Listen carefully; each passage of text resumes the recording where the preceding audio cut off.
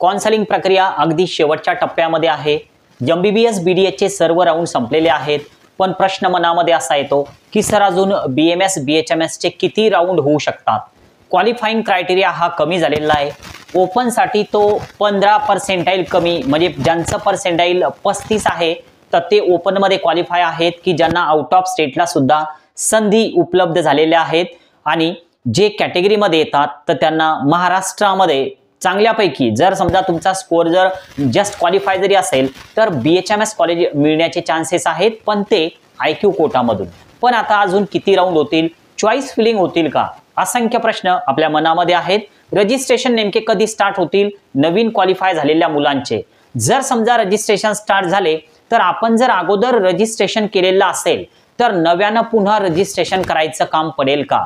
तर ही सर्व नोटीस जी येणाऱ्या काही दिवसांमध्ये आपल्याकडे येईल तर ते नंतर अपडेटेड व्हिडिओमध्ये आपण बघूया। नवीन असाल नक्की एकदा सबस्क्राइब करायला विसरू नका, म्हणजे पुढचे व्हिडिओज नक्कीच तुमच्यापर्यंत पोहोचतील। बघा, आता आजच्या व्हिडिओचा आपला प्रश्न की BMS BHMS चे अजून किती राऊंड होतील, या प्रश्नाला आपण उत्तर देण्याच्या अगोदर काही विचार करूया की आतापर्यंत नेमके किती राऊंड झाले की जे BMS BHMS साठी होते। आता जर समजा तुम्ही काउन्सिलिंग प्रक्रियेमध्ये भाग घेतला असेल, तुम्हाला जर एखादं BMS किंवा BHMS मिळाला असेल तर कदाचित तुम्हाला माहिती पण असेल, पण ज्या मुलांना आतापर्यंत BMS किंवा BHMS कॉलेज मिळालं नाही आणि खूप सारे राऊंड होत आहेत, मध्ये MBBS BDH चा राऊंड येतो, मध्येच इन्स्टिट्यूशनल लेवलचा राऊंड लागतो, त्या दरम्यान BMS BHMS ची लिस्ट येते, फिजिओथेरपीची लिस्ट येते, तर यामुळे खूप कन्फ्युजन वाढतं। तर आता अशा वेळेस आपण एक लक्षात ठेवायचं की सुरुवातीला हा जो राऊंड आहे BMS BHMS चा, तर पहिला राऊंड सुरुवातीला झालेला होता, त्यानंतर राऊंड क्रमांक 2 झाला, यानंतर तिसरा राऊंड झाला की ज्याला मॉपअप राऊंड म्हणण्यात आलं, आणि यानंतर जो चौथा राऊंड आहे तर त्याला ऑनलाईन स्ट्रे वॅकन्सी राऊंड 1 म्हणण्यात आलेलं होतं। चौथा राऊंड जो आहे तर त्याला ऑनलाईन स्ट्रे वॅकन्सी राऊंड 1 म्हणण्यात आलेलं होतं, आणि यानंतर परत एक राऊंडची लिस्ट आली की जो 5वा राऊंड होता की ज्याला ऑनलाईन स्ट्रे वॅकन्सी राऊंड 2 म्हणण्यात आलेलं आहे, आणि हा सध्या पूर्ण झालेला आहे। आता असे BMS BHMS च्या जवळपास 5 सिलेक्शन लिस्ट तुम्हाला CET सेल या वेबसाईटवर बघायला मिळतील। आता या दरम्यान अजून पुढे किती राऊंड होतील? तर आता सध्या हा जो राऊंड आहे 5वा राऊंड, तर याची जी जॉईनिंगची डेट आहे तर ती लक्षात घ्या, ही जॉईनिंगची डेट होती 15 नोव्हेंबर 2024। तर ही जॉईनिंगची लास्ट डेट होती या 5व्या राऊंडची। ओके, 5वा राऊंड म्हणजे ऑनलाईन स्ट्रे वॅकन्सी राऊंड 2। तुम्हाला ही नोटीस आलेली होती, ही सिलेक्शन लिस्ट आपण आपल्या ग्रुपवर सुद्धा शेअर केलेली होती आणि ॲपवर सुद्धा दिलेली होती। आता ही जी जॉईनिंग आहे तर ही 15 तारखेपर्यंत होती। नक्कीच ही जॉईनिंग मुलांची संपलेली आहे, आणि या राऊंड पर्यंत एक रूल होता की ज्यांना पण कॉलेज मिळतं तर त्यांनी ते कॉलेज जॉईन करणं कंपल्सरी आहे। जर समजा कॉलेज जॉईन नाही केलं तर तुम्ही यावर्षीच्या काउन्सिलिंग प्रक्रियेमधून बाद होणार आहात। तुम्हाला नीट रिपीट करता येईल, नव्यानं पुन्हा तुम्ही अभ्यास करू शकता, नव्यानं तुम्ही काउन्सिलिंग मध्ये पुढच्या वर्षी भाग घेऊ शकता।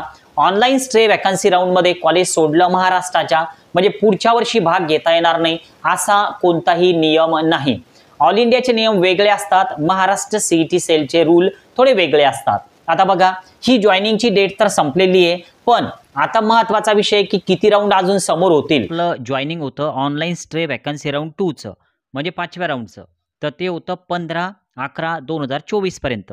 प्रश्न असा की अजून आता किती राऊंड होतील? तर बघा, एक लिस्ट परत पब्लिश होणार आहे की जी 18/11/2024 ला येईल, पण आता क्वालिफाईंग क्रायटेरिया कमी झालेला आहे, तर त्यामुळं ही जी लिस्ट आहे तर ही लिस्ट येण्याच्या अगोदर नव्यानं एकदा क्वालिफाईड झालेल्या मुलांसाठी रजिस्ट्रेशन ओपन होतील आणि त्यांना चॉईस फिलिंग करता येतील। मग आता एक विषय आपल्या मनामध्ये सहज येतो की सर आम्हाला पण चॉईस फिलिंग करता येतील का? आम्ही अगोदर काही कॉलेज कमी टाकलेले होते, तर चान्सेस खूप कमी असतात, नवीन चॉईस फिलिंग होत नसतात। तुम्ही जर अगोदर क्वालिफाय असाल, तुम्ही जर कॉलेज टाकलेले असतील तर ते एडिट सुद्धा होणार नाही आणि त्यामध्ये वाढवता सुद्धा येणार नाही। पण जे नवीन मुलं रजिस्ट्रेशन करतील, नव्यानं क्वालिफाय झालेले, तर त्यांच्यासाठी नव्यानं रजिस्ट्रेशन ओपन होतील आणि त्यानंतर साधारण एक 18-19 तारखेला लिस्ट पब्लिश होऊ शकते। तर हा असेल ऑनलाईन स्ट्रे वॅकन्सी राऊंड 3, म्हणजे राऊंड 6, म्हणजे राऊंड नंबर 6वा होईल। आता यानंतर याचं जॉईनिंग वगैरे पुढे दिलेलं आहे, परत एकदा एक राऊंड दिलेला आहे की जो जवळपास 7वा राऊंड असेल, ऑनलाईन स्ट्रे वॅकन्सी राऊंड 4। पण हे सर्व केव्हा होईल? जर समजा सीट्स वॅकंट राहिल्या तर महाराष्ट्रामध्ये सीट्स वॅकंट असतील का, तर हा मोठा प्रश्न आहे. आता यानंतर जे पण मुलं नव्यानं क्वालिफाय झालेले आहे तर त्यामुळं ॲडमिशनची कट ऑफ डेट जी आहे अगोदर जी होती तर ती 25/11/2024 होती. यानंतर ॲडमिशन होऊ शकणार नव्हती BMS BHMSची, पण आता ती जवळपास 20 डिसेंबरपर्यंत जाण्याचे चान्सेस आहे, ती गेलेली आहे त्या नोटीसनुसार. ओके, त्यामुळं जवळपास अजून 2 ते 3 राऊंड होतील. पण हे सर्व मॅटर करतं की सीट्स नेमक्या किती वॅकंट आहे. अजून जे समजा आपल्याला जर ॲडमिशन करायचीच असेल तर ते सुद्धा आपण नक्की बघू. तर त्यासाठी आपण ज्या वॅकंट सीट आहेत BMS आणि BHMSच्या तर त्याचा विचार करूया. बघा, या राऊंडसाठी म्हणजे हा जो चौथा राऊंड लागला तर त्या चौथ्या राऊंडसाठी या सीट्स वॅकंट होत्या. चौथ्या राऊंडसाठी. 5व्या राऊंडसाठी जे सीट मॅट्रिक्स आहे तर ते CET सेलला म्हणजे त्या ठिकाणी अपलोड केलेलं नाहीये सीट मॅट्रिक्स. पण चौथ्या राऊंडचा सीट मॅट्रिक्स म्हणजे online stay vacancy round 1. Okay, तर याचा सीट मॅट्रिक्स CET सेलला तुम्हाला बघायला मिळेल. तर यामध्ये जे गव्हर्नमेंट BMS कॉलेज आहे तर त्यामध्ये 222 जागा होत्या आणि प्रायव्हेटमध्ये जवळपास 1072 सीट्स होत्या. आता या 1072 मध्ये मॅनेजमेंटच्या सीट आणि कॅटेगरी वाईज सगळं टोटल या ठिकाणी मी घेतलेलं आहे. टोटल जर BMSच्या सीटचा आपण विचार केला तर आपण कॅल्क्युलेशन करूया की 4 त्यानंतर 9 त्यानंतर 2 आणि 1 म्हणजे जवळपास 1294 एवढ्या सीट्स ज्या आहेत तर त्या गव्हर्नमेंट आणि प्रायव्हेट BMS मध्ये होत्या. पण कोणत्या राऊंडसाठी? ऑनलाईन स्टे वॅकन्सी राऊंड 1 साठी.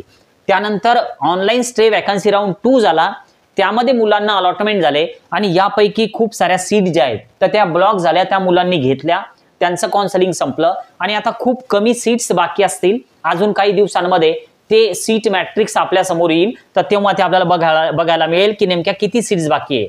पण जास्त काही सीट्स BMSच्या बाकी नसतील, कारण या राऊंड नंतर या राऊंडचं सुद्धा जॉईनिंग झालं की जे कालपर्यंत होतं. 1-2 दिवसामध्ये अजून आपल्याला एक अपडेट येईल की पुढे अजून किती BMSच्या सीट्स महाराष्ट्रामध्ये आहेत, पण खूप कमी असणार आहे कारण जॉईनिंग खूप जास्त झालेलं आहे 5व्या राऊंडचं. ओके, BHMSचं काय झालं की ह्या ज्या जागा आहेत ह्या गव्हर्नमेंटच्या आहेत. जशा ह्या गव्हर्नमेंटच्या होत्या तशा ह्या 15 जागा गव्हर्नमेंट BHMS कॉलेजच्या होत्या.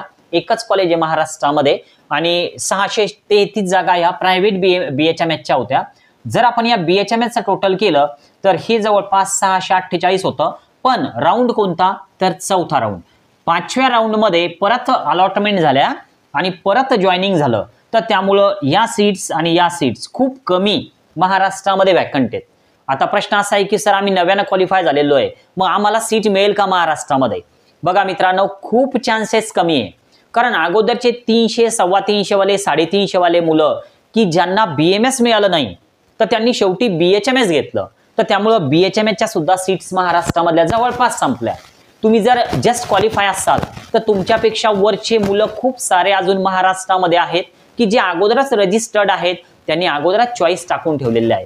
जोपर्यंत त्यांना सीट अलॉटमेंट होत नाही तर तोपर्यंत नव्यानं क्वालिफाय झालेल्या मुलांना सीट मिळणं शक्यच नाही. आणि आता बघा, जर समजा सर BMSच करायचं, मग अशा वेळेस आपण काय करायला पाहिजे? एकच पर्याय उरतो. बघा, कर्नाटकमध्ये सीट्स खूप कमी आहे. कर्नाटकचा विचार जर करत असाल तर तुमचं पॅकेज सुद्धा खूप जास्त जाणार आहे. आपल्याकडं जे स्टेट आहेत तर त्यामध्ये MP खूप कमी सीट्स आहे. UP मध्ये ट्राय करता येईल, उत्तराखंडमध्ये ट्राय करता येईल. तर या पद्धतीने तुम्ही जर जात असाल, UP मध्ये तुम्हाला BMSची जर तयारी असेल, तुम्ही क्वालिफाय जरी असाल समजा झालेले ओपन मधून, थोडक्यात तुमचा स्कोर 112 जरी असेल तर नक्कीच तुम्ही 84 59 81 89 23 या नंबरला UP BMS असा मेसेज करा. सगळं समोरचं जे काउन्सिलिंग आहे तर ते करून घेण्यात येईल आणि तुम्हाला व्यवस्थित जे गाईड आहे तर ते गाईड करण्यात येईल. तिकडं आमचे काउन्सिलर असतात, ते सर्व गाईड करतात. Registration, choice filling, college allotment, तर या सगळ्या प्रक्रियेमध्ये ते हेल्प करतात. अलॉटमेंट तर तुमच्या मेरिटनुसारच होणार आहे. तर त्यामुळं कोणत्याही एजंटच्या माध्यमातून जर तुम्ही UPला MP ला जर जात असाल तर थोडं सावध व्हा.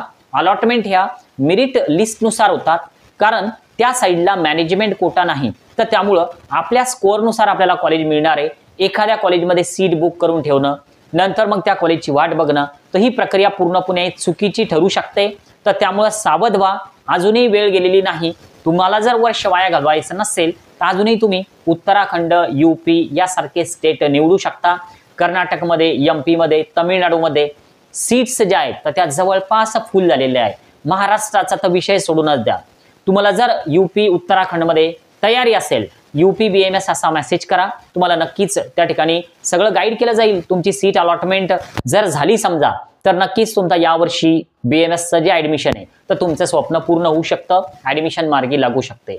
नवीन असाल सबस्क्राईब करायला विसरू नका. आज आपण या ठिकाणी थांबूया. Okay, bye.